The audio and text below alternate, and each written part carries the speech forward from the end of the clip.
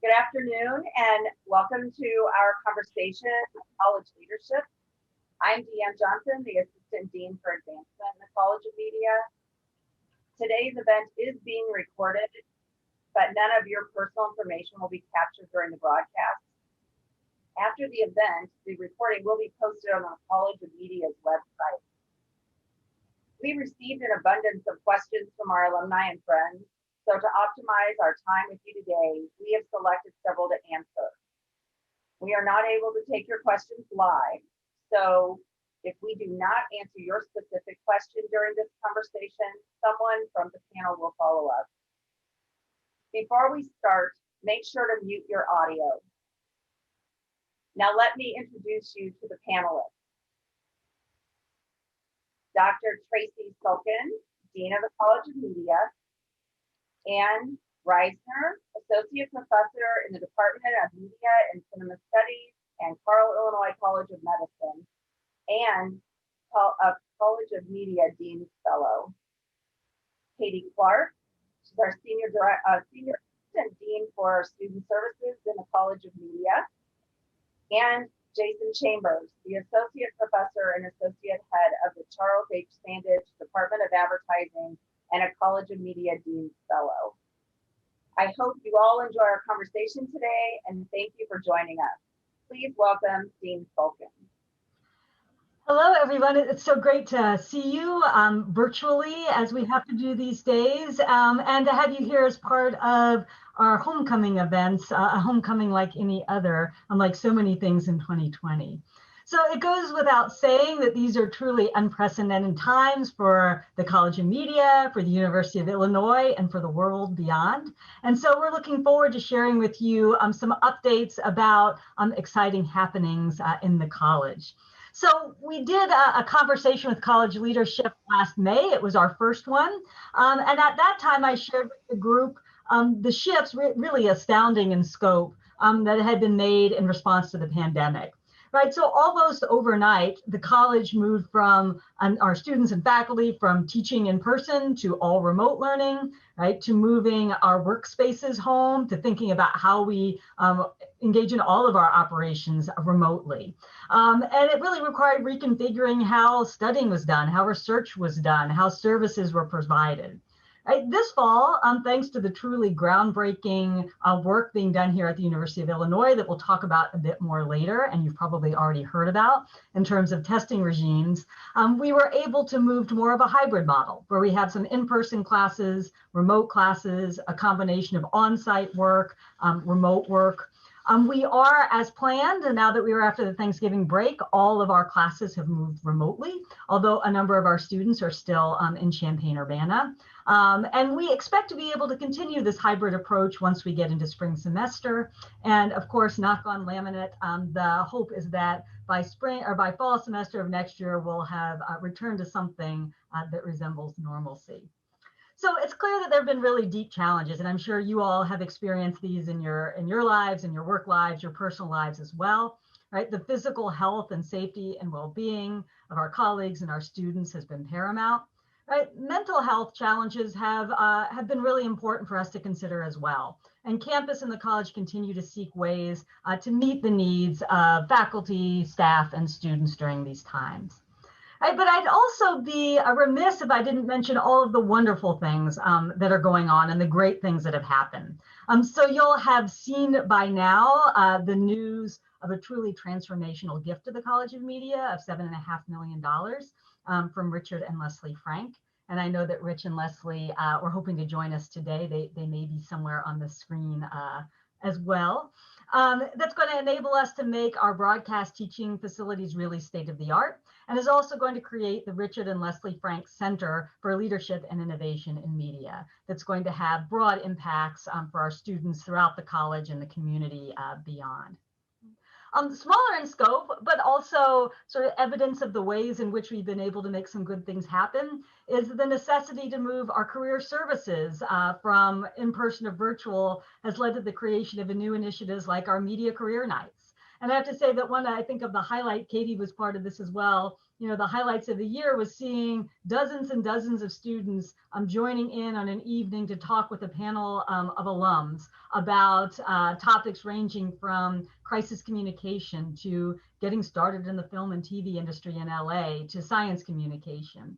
Right, so these were groups of alums who we would have never been able to bring together in person at one time in Champaign-Urbana, and for the students to be able to interact with them, for them to be able to interact with each other. It's just been a number of really fun evenings as we think about those, and we're going to be continuing those into the spring. Right, we've also kicked off an Alumni Speakers Bureau that several of you are part of. We have a pilot mentoring program that's co-coordinated by Carle Sagers, who's here at the bottom of my screen, a member of our Alumni Leadership Council that's connecting Black alumni with current students. And indeed, our Alumni Leadership Council, many of whom are here today, Neil Gisler, Suzanne Bates, Jim Schlueter, Dave Kissel, and Carole, have really been of invaluable help to us in giving us advice and support as we launch these new initiatives. Our alum base more broadly has been really helpful in stepping up and volunteering to work with students, to speak in classes, to contribute to scholarships. So this fall alone, we were able to reach endowment level for our Media Underrepresented Student Scholarship, which means starting next semester and in perpetuity, we'll be able to support an additional scholarship in that area. And many of you may know and remember fondly Jim Carey, who is a former dean of the college. And we've also been able to announce and will soon be starting a fundraising campaign for the James W. Carey Faculty Excellence Fund, which will support faculty in our Institute of Communications Research. And this fund is supported by Carey's sons and also by a growing group of alums of the ICR and the college more broadly. So I think it's safe to say that it has been an incredibly busy 10 months. My colleagues are nodding along as though they know the truth of this. And I've really been so impressed by how much our students, our faculty, our staff, and our alums have really stepped up to help us navigate this. And I always say that it's such a great privilege to be part of this community, and I think that's come home for all of us a lot over the past months. So I benefit from being part of a great team here, some of whom you will get to hear from today. So, while we're managing the present, as I'm sure you all know, managing the present is a 25-hour-a-day job these days, but we're also looking forward with hope and excitement for the future. And that's really what we're going to be focusing on today as we answer your questions. So without further ado, I will hand it back to Deanne to get us started with questions. You're muted, Deanne. It's not a Zoom meeting unless somebody's muted, right? So especially me, right? We can cross that off of our Zoom bingo right now. So we received questions from several alumni interested in an overview of and update on the College of Media's programs. Tracy, can you share some information on that? Sure, yeah, I'd be happy to. So, if we look through the screen, we have some alums who are recent graduates. We even have some current students, some alums to be on the screen with us today. We also have some folks for whom the Illinois experience goes back over a half century. So lots of different experiences here over time, and much has changed, over the past decades. So at present, we have about 1,000 undergraduate students. We have 51 faculty members. We are going to have 2 new faculty members joining us next fall. We're kicking off a search for specialized faculty members in sports media and/or public relations, and that search will kick off right in the new year. We offer undergraduate degrees in advertising, computer science plus advertising, media and cinema studies, and journalism. We have a host of minors as well. So minors in public relations, cinema studies, journalism, a new minor in critical media production, and a new college-wide general minor in media. We offer certificates in sport media and in media sales. At the graduate level, we have master's degrees in advertising and journalism. We have an online strategic brand communication master's degree that is led by our Department of Advertising. And of course, we have our interdisciplinary doctoral program that's housed in our Institute of Communications Research. So I really think one thing that hasn't changed is the fascinating mix of colleagues who are part of the College of Media. So among our faculty, we have practitioners, we have scholars who are humanists, social scientists, all coming together to answer really important questions about media. And of course, the college is enriched as well by the presence of IPM, Illinois Public Media, which includes WILL TV and radio. You're muted again, Deanne. Sorry about that. No problem. We also have an alum who would like to know how the number of degrees granted has changed or not over the past 5 years. Katie, do you have data you can share with us? Sure. Student demand for the degrees in the College of Media really does remain high. In the past 5 years, we've had anywhere from about 320 to about 400 students graduate from the college each year. And actually in spring 2020, we had the highest number of graduates in the last 5 years, and we had just over 400 students who graduated in the spring. There is some variation departmentally in terms of graduation numbers. We've seen a little bit of a decline in journalism degrees, but that's really part of a nationwide trend that we're seeing. And so it's not specific to our program at all. And the journalism department has really developed some great new innovative courses and opportunities for students to get involved in the program. Our media and cinema studies, or MAX, and advertising are showing increases in their degrees and students who are graduating from those programs. And we're excited that we will graduate our first students in the CS plus advertising degree this spring. Probably an area that we've seen maybe the most dramatic increase in the college in the past 5 years is in the number of minors that are offered in the college, as well as the number of students that are choosing to pursue a minor in the College of Media. 5 years ago, we had under 20 students who were pursuing a minor in the College of Media.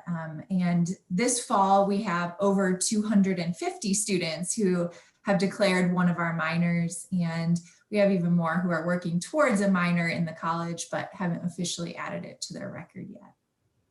And I think this reflects our efforts to branch out and expand our footprint and think about bringing the benefits of a media education more broadly across campus. Right? It's also in line with the campus's strategic plan. You may have heard of the Next 150, which is our current strategic plan, which really highlights flexibility for students as a priority, right? To think about how students can cross disciplinary lines as they pursue their undergraduate educations. So we're going to spend most of our time today talking about some of the innovations in curriculum and co-curricular activities that we're engaging in as we pursue these goals. We're also going to make sure to leave some time for some great pandemic-related questions that people raised. But we will launch in first to talking about some of these on-the-ground initiatives we have going on. And the things we're going to talk about today are all inspired by our own strategic planning process, which we conducted last year. And we were prescient. Our final in-person all-college meeting took place about 10 days before the stay-at-home order and the shutdown came. So we were able to wrap up that part of the strategic planning process and complete our plan from our homes while we were all working from home. What emerged from that process was really a high level of consensus across the college about priorities, about the ways in which we can come together to be more than the sum of our parts, and also to focus on actionable steps that would get us there. So one of our mantras was, it's not a strategic plan if you're stating things that nobody could disagree with, right? So, if we say we are going to provide transformative learning experiences to students, right? Nobody says they don't want to provide transformative learning experiences to students, right? So we sought to think about what is the particular College of Media stamp on that. Experiential learning was one of the things that our colleagues across departments felt was important and unique about the experience we offer and something we could build and grow on as we go forward. And of course, diversity, equity, and inclusion have long been a priority. Given the events of this year, the way folks are thinking about these issues in all realms of society and academia, it's very important that we also have this as a high priority for us as well. So those were two of the biggest things to emerge as things we wanted to be working on as we implement our plan. And one of the actionable steps that we listed was to develop a Dean's Fellows program, which has existed in other colleges on campus, but is not something we had had in the College of Media. And it allows me to bring in talented faculty from across departments to the leadership team on a short-term basis to work on a particular portfolio, right? And it allows us to put some energy and wisdom and leadership and coordination in those particular areas where we want to see movement. So Jason Chambers and Ann Reisner, who are here with us today, are our inaugural Dean's Fellows. And I know that Deanne has some questions for them about their portfolios and what they are working on as part of their Dean's Fellow appointment. Yeah. Jason, you are the Dean's Fellow for Diversity, Equity, and Inclusion, and the college's inaugural Senior Diversity Officer. Can you tell us a bit about your portfolio and what attracted you to this role? Certainly. Well, thank you, Deanne. Thank you, Dean Sulkin. First, what attracted me to this role was the opportunity to serve, the opportunity to provide leadership and vision and capability on the areas of diversity, equity, and inclusion, particularly given some of the events that we faced here as a society and in the areas that we service, the areas our degrees service here in the year 2020. So the things that we've been focused on as a committee and the things that I've been focused on as the inaugural Dean's Fellow in this role is, one, understanding what we're already doing as a college and understanding how well we tell our own story, because there are a number of things that are going on in and within the college at a departmental level, at a unit level, at a student RSO, registered student organization level. There are a number of things that are going on in and within the college related to DE&I, as we like to say. And so we're understanding what those things are, learning and deciding on ways to tell that story. Also working with the departments and the units on developing their own diversity initiatives, developing their own diversity statements. Those some departments are a little bit further ahead than others, but all are interested in providing leadership in that area, understanding what we can do at a curricular level, helping to develop new courses. I'm working on a new course myself, specifically focused on diversity in advertising / diversity in media. So understanding those things, as well as to provide training and workshops. We had an inaugural workshop on equity mindedness in the fall. We are looking at hosting additional workshops, training for students, faculty, and staff on things like microaggressions, on things like leading diverse teams. I'll be working with the Student Leadership Council on developing programming that is of specific interest to our students, because that's whom we're here primarily to serve. So that really encompasses the breadth of my portfolio, and it really is, it's a position in action. So I'm really happy to serve in this capacity as the college's one of the college's inaugural Dean's Fellows in this area. So thank you. Deanne, you're muted. You're muted. I don't want you to hear my background noise. And your portfolio as a Dean's Fellow focuses on experiential learning. What is involved in your portfolio and what interests you about experiential learning?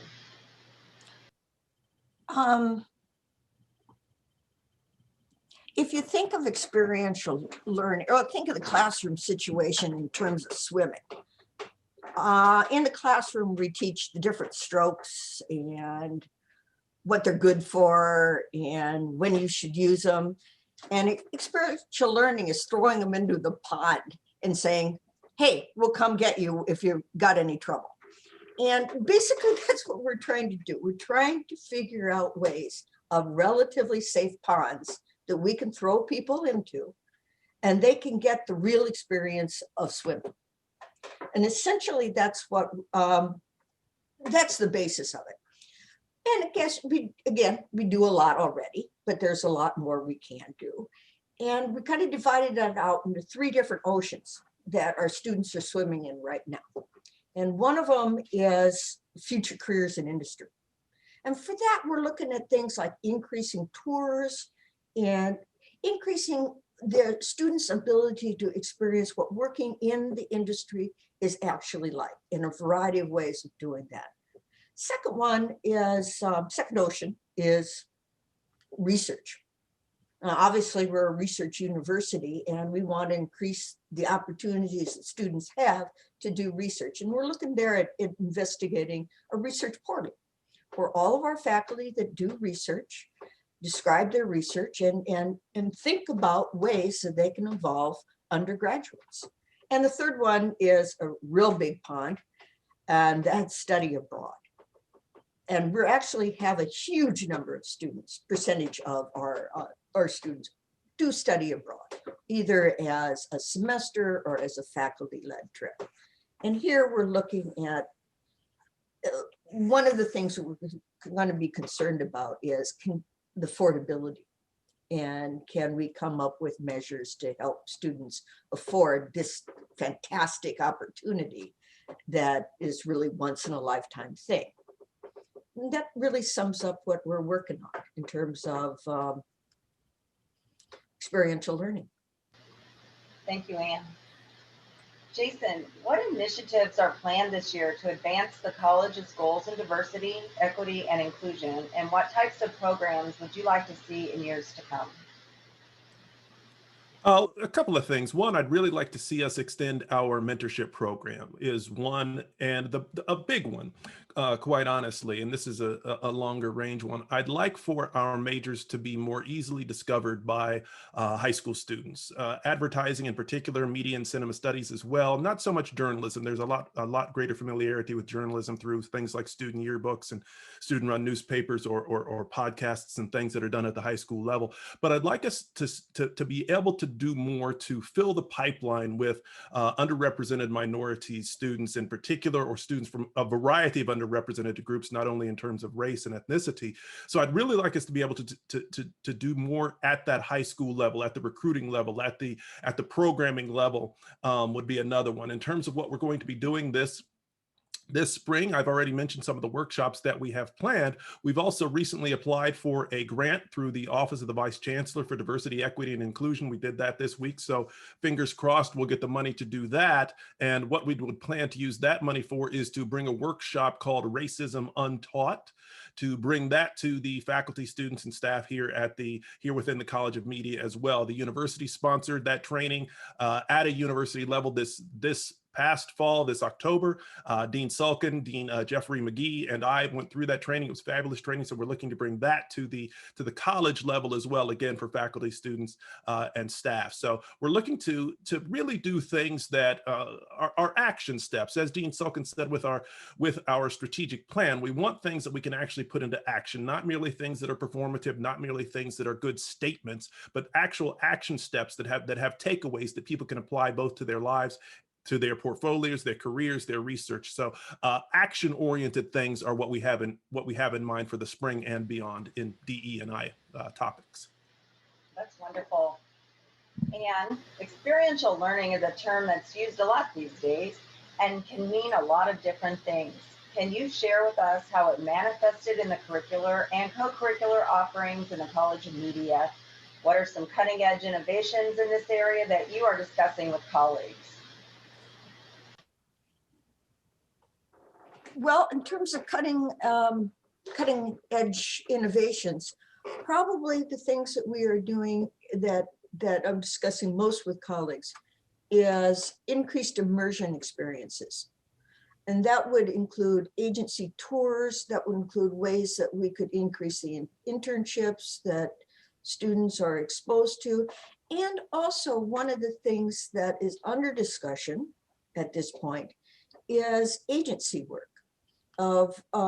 This is done at other universities, and it involves students at a high level, junior, senior year, forming their own agencies, such as a servicing, say, for example, nonprofits in the town, or programs in other departments that want help with publicity and social marketing. And then having the students have the experience of running that agency with faculty help and faculty feedback, but not with faculty direction. And we're looking at those kinds of opportunities for our students. And again, I said it before, but developing a research portal where we can increase the access of students to the research projects that are going on in our department. Great. Thanks, Jason and Anne.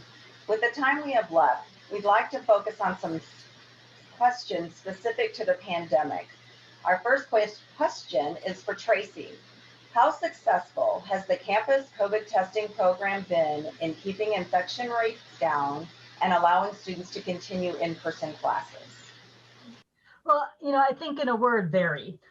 So as you probably have heard, the University of Illinois has really been at the leading edge of thinking about testing, particularly surveillance type testing. So there is a test, a PCR saliva test that was developed here, implemented here, that under the auspices of our SHIELD team, our SHIELD program, which is the name for the program that's running our response in terms of modeling the pandemic, in terms of thinking about testing, developing tests, developing plans for testing regimes, and so on. There is a dashboard. If you Google University of Illinois COVID dashboard, you can see the data on the number of tests, on positivity rates, on since the beginning of the semester, or actually July, up to the present. And at this rate, Canvas will have conducted about 1 million tests by the time we get to the end of the calendar year. Faculty and staff are currently tested once or twice per week. It varies a bit. If there looks to be an increase in infection rates, they will increase the testing requirements. Students are tested 2 to 3 times a week. In fact, they're being asked to test every other day if they've returned to the Champaign-Urbana community after the Thanksgiving break. It's quick, it's easy. I went and got a test this morning at the State Farm Center. I was in and out so fast that what my 7 and 10-year-old little boys were squabbling about when I left the car, they were still squabbling about when I returned. And that is pretty typical. Usually you're in and out within 2 or 3 minutes. You get your results typically within 5 or 6 hours. And as we know, if you're following the news on this, testing is most effective when the results come back very quickly, so that people can move into quarantine or isolation if they need to for that. So after the tests are done, there's also a team that takes care of notifications. They send out regular announcements. So, we had an announcement yesterday that they're now going to be informing faculty and staff via text. A lot of this is also managed via an app. And what that app does is gives you information about which testing locations are open at any one time. It is your access to buildings. So if you have a negative test, then you are yellow, and yellow means you have access to the building. While our classes were in session, we had wellness associates who were manning the doors. This was a university-wide program, checking everybody's access to the building before they let them in. I think it also fed over into student culture. There were students who were checking each other's access before they would go for a walk with them, or gather with them for dinner or what have you. So it has had a lot of success in that. Typically, our positivity rates have been under 0.5%, sometimes well under 0.5%. So there have been a few small spikes. The biggest was more students came to campus, returned in the fall positive than we had anticipated. But the modeling and the data that's being collected allows campus to move into mitigations when that needs to happen. And so there have been times where students have been asked to engage in very limited essential activities. Nothing has ever affected our ability to have the in-person classes we do have. So that has been a success. There has been no evidence of transmission in the classroom setting. So we feel confident that that is safe. And to the extent that there looks like there's some permeability between campus and the community, the evidence actually suggests from the community to campus rather than campus to the community. So, I think people are very proud of what we've been able to accomplish. at least once a week, I'm watching national news and very familiar buildings pop up when they're talking about the University of Illinois as really the vanguard for thinking about dealing with this. And, you know, I think that our successes have also been shared by our really close relationships with the surrounding community. So the CU Public Health District is working really closely with campus. The mayors of Champaign and Urbana are working really closely with the chancellor on this. So it really has been an all hands on deck. And, you know, a very difficult time, but a real success for the University of Illinois. And I know that folks are very hopeful that this will help us to navigate spring semester in a similarly, if not even more successful way. And I think that's one of the things we've seen is we're adapting and changing all of the time. So based on, you know, what they saw about the return to campus for fall semester, they've adopted some changes for return to campus in spring semester so that we can get groups of students tested before other groups of students arrive, with the idea that you can manage or avoid a spike, right? We're also, there will be no traditional spring break, right? The idea of sending students out into the world and then bringing them all back, as we know from a public health perspective, is troubling. You know, going back to what we talked about a few minutes ago about mental health, right? We also know, though, that breaks are really important for students. They're really important for everybody, but, you know, students are experiencing a lot of stress. So what they have done is replace the week-long spring break with some scattered days off throughout the semester. Those are taking place midweek, with the idea that a midweek break or midweek day off will, you know, disincentivize leaving in the way that a long weekend might. So, you know, I think it's been a real balance of safety and meeting the needs of the community, but also, you know, putting people first and foremost and understanding that their needs as we manage this are really important. So, you know, I think that there's a lot of pride. You know, if I had a nickel for every time someone has said, you know, that they've been with the university for a number of years, that they've always been proud about it, but that, you know, they've never felt quite so proud as they do now to be part of the community. I think that's very palpable here on campus. And, you know, I've talked to many of you and I know you feel that too. And I hope you're as proud of your alma mater as we are for what we've been able to accomplish together. Thank you, Tracy. Katie, what particular challenges have students faced during the pandemic, and are there ways that alumni can help? Yeah, so there have been challenges. One of the challenges that we hear about from students is really they're learning how to manage their time and with online classes. They're realizing that going to class in past semesters really helped provide some structure to their days. They knew where they had to be Monday, Wednesday, Friday, Tuesday, Thursday, and with online classes, they don't necessarily have that as much. And so they're trying to find those ways to create that structure in their schedules. They're trying to find ways to continually improve their time management skills. They're very creative, and I've been very impressed with some of the works and ideas that they've been coming up with that our students have been discussing and finding out what works for them. I will also say, and I know Tracy just mentioned stress. That's a major challenge that we've been seeing with our students this semester, is just the amount of stress that they are under. And that is really impacting their mental health overall. They're trying to balance school, they're trying to balance their online classes and their other responsibilities, feeling connected to campus, and maybe additional responsibilities that they wouldn't have in a normal semester. A lot of them have also seen a change in their financial situation. So they may not have the same amount of financial support that they had in the past, whether it's from their family or other outlets or other areas, and that really does weigh on them as well. So really all of this coming together and compounding with the stress and the finances and school, we really are seeing just that increased level of student stress overall and the increase in their mental health challenges as well. So those are few of the challenges we're seeing. Thank you, Katie. There are many ways our alumni and friends can help. I think Anne mentioned a few of the priorities that they have, and those are areas that our alum can get involved.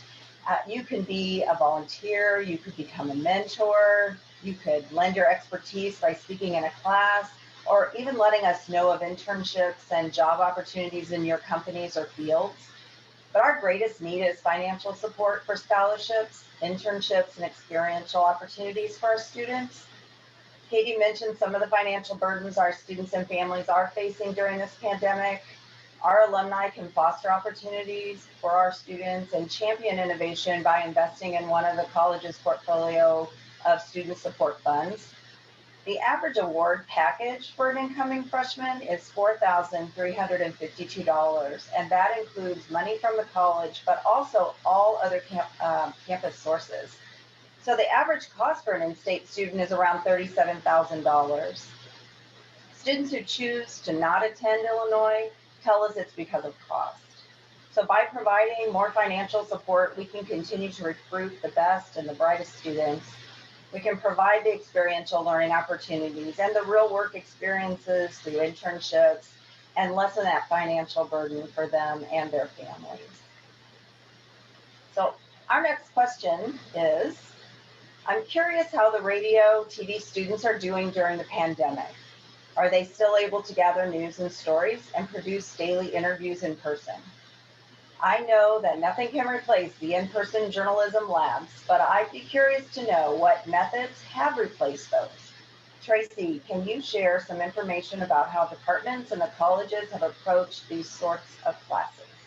Sure. I mean, I think I'd approach this by saying that actually most of those classes are the classes that have remained in person, right? Where we haven't had to find an alternate solution to that. So if you look at our division of in-person and remote and hybrid classes, right? The classes that are in person are things like news gathering and reporting, our film production courses, our content creation course, and advertising, right? These have continued to meet either entirely in person or with in-person components, with lots of mitigations in place, right? Social distancing and plexiglass and masks and the like.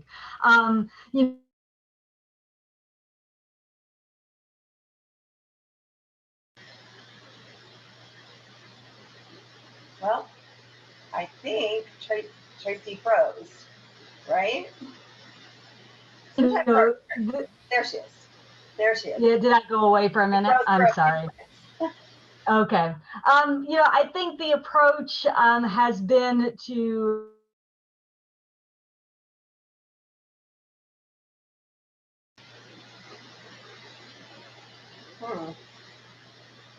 We can move on to the next question, and if Tracy gets back, we can circle back.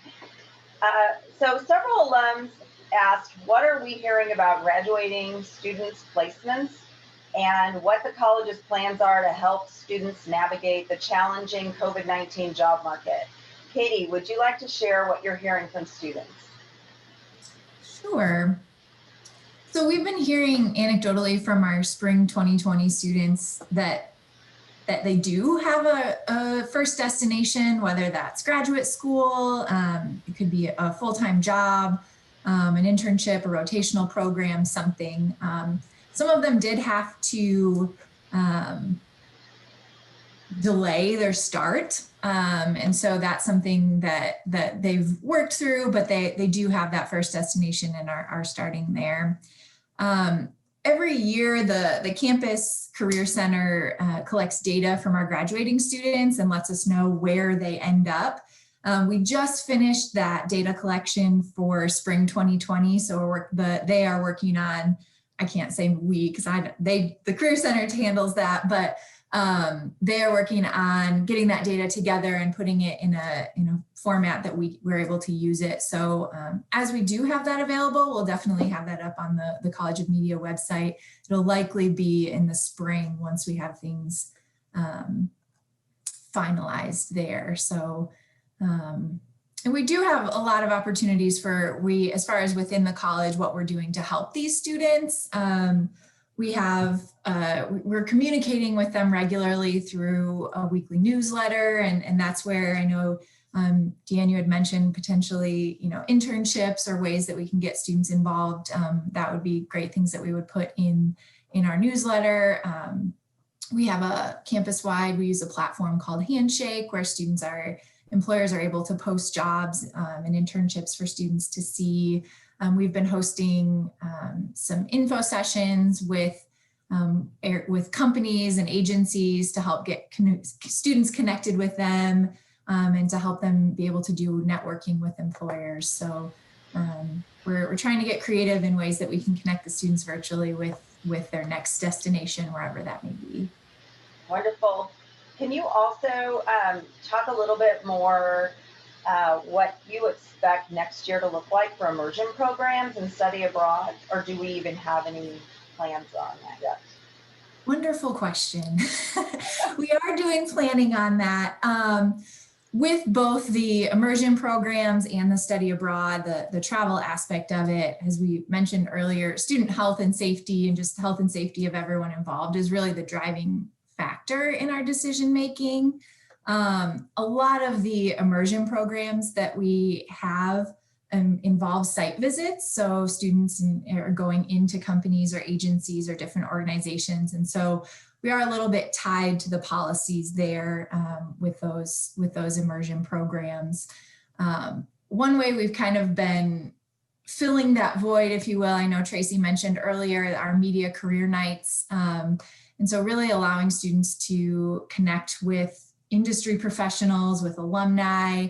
So that's part of a way that they've still been able to get some of that career insight, ask questions and things and advice that they normally would get from those immersion programs.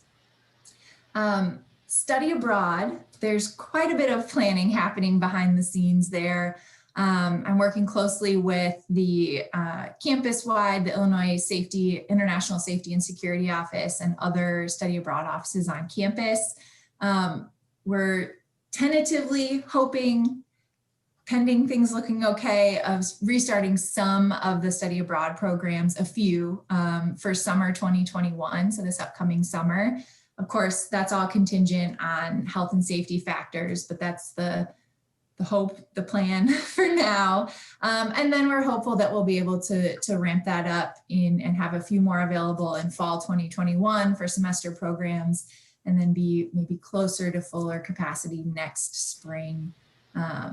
But we work closely with our partner institutions abroad to see what their COVID protocols are.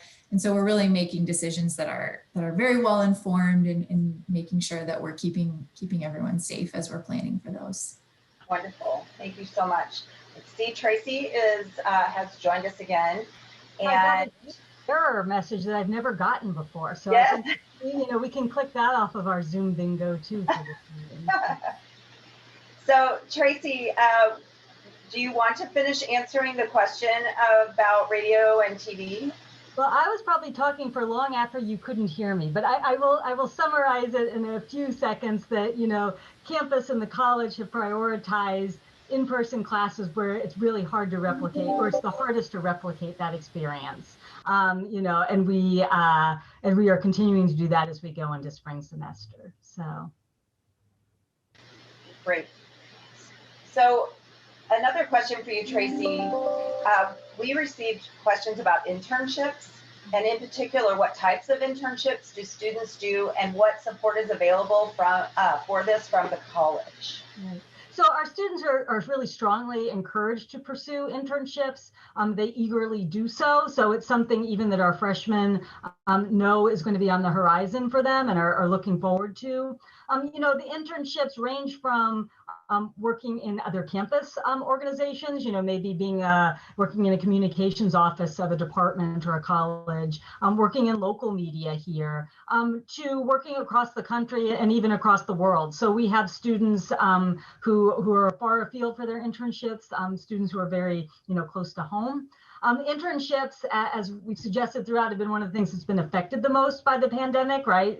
Companies are either not in person themselves or are not eager to bring in, folks from outside. Our departments have really scrambled quite creatively to create some virtual internship experiences for students to try to fill the gap.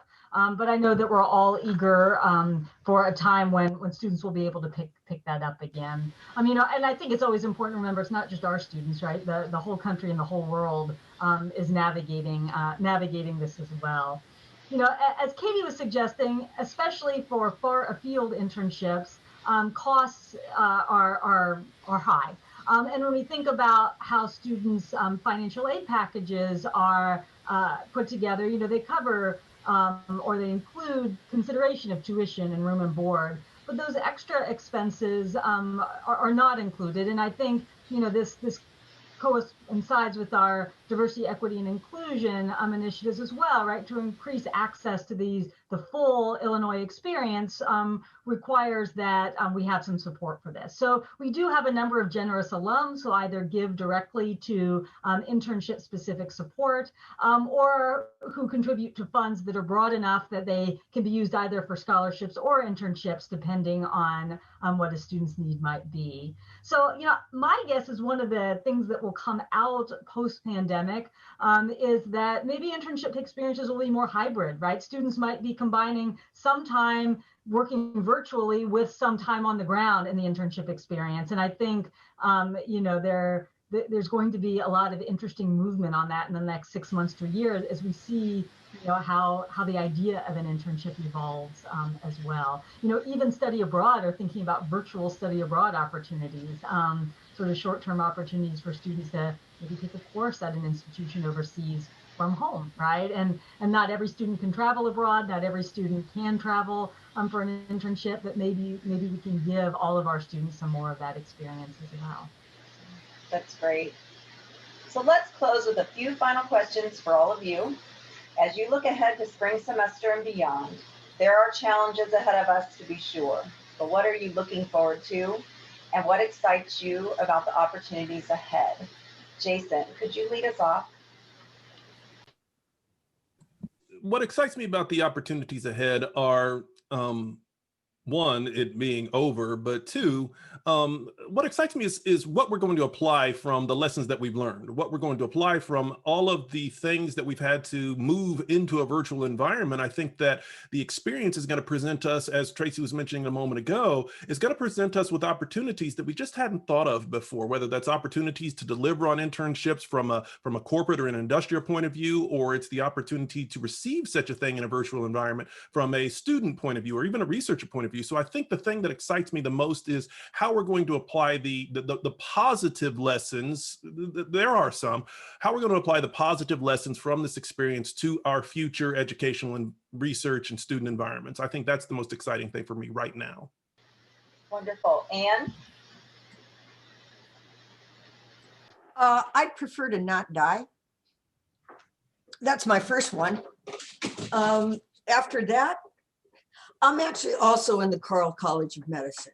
So this experience of dealing with a massive epidemic is really transformative in many ways to educating our upcoming and ongoing medical students.